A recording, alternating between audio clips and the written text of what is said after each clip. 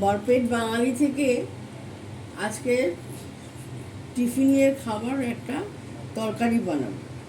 তরকারি বানাতে লাগবে আমার যে আলু সিদ্ধ করে টুকরো করে নিয়েছি, ডিম সিদ্ধ করে টুকরো করে নিয়েছি, আর লাগবে এই সর্ষের তেল। সর্ষের তেলে হবে, এই যে সর্ষের তেল দিয়ে দিচ্ছি কড়াইতে।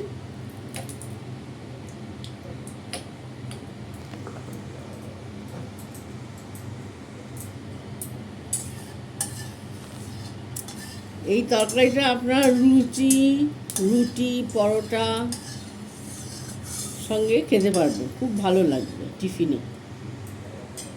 একঘেয়ে আলুগুলো খেতে খেতে আমরা বিরক্ত হয়ে গেছি, তাই আজকে এটা বানাচ্ছি।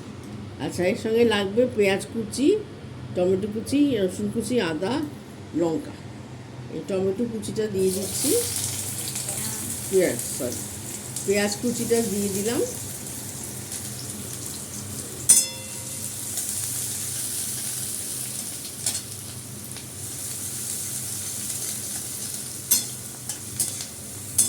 এর সঙ্গে টমেটো কুচি দিয়ে দিচ্ছি, রসুনটা দিয়ে দিলাম, আদাটাও দিয়ে দিলাম। সবই দিয়ে ভালো করে ভাজা ভাজা হলে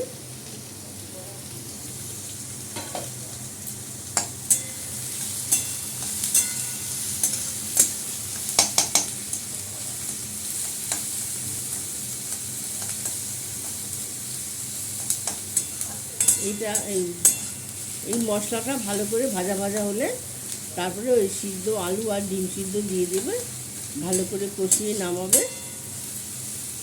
আমি দেখাচ্ছি একটু পরে ব্লগটা। একটু নুন দিয়ে দিলাম, হলুদ লঙ্কা গুঁড়ো দিয়ে দিলাম।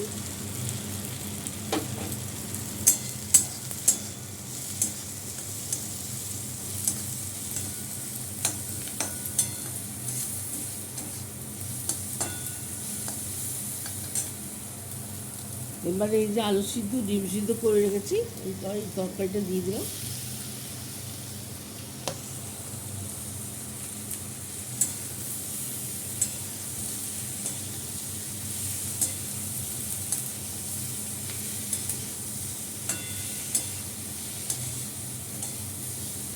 এটা দিয়ে খাবে লুচি পরোটা, খুব ভালো লাগবে খেতে।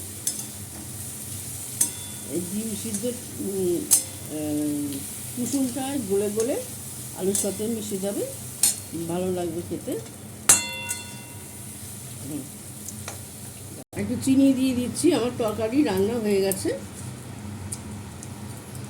আপনারাও এমনি করে বানিয়ে খাবেন, লাইক শেয়ার কমেন্ট করবেন, আর at the rate of Bharpet Bangali YouTube চ্যানেলে একটু সাবস্ক্রাইব করে দেবেন। আমার রান্নার নোটিফিকেশনগুলো আপনার কাছে চলে যাবে। আমার তরকারি রেডি। নমস্কার বন্ধুরা, এইভাবে করে খাবেন, দেখবেন ভালো লাগবে। মাঝে মাঝে মুখ পাল্টানো, সকালে রুটি জলখাবারের সঙ্গে দারুণ জমে যাবে খাওয়া।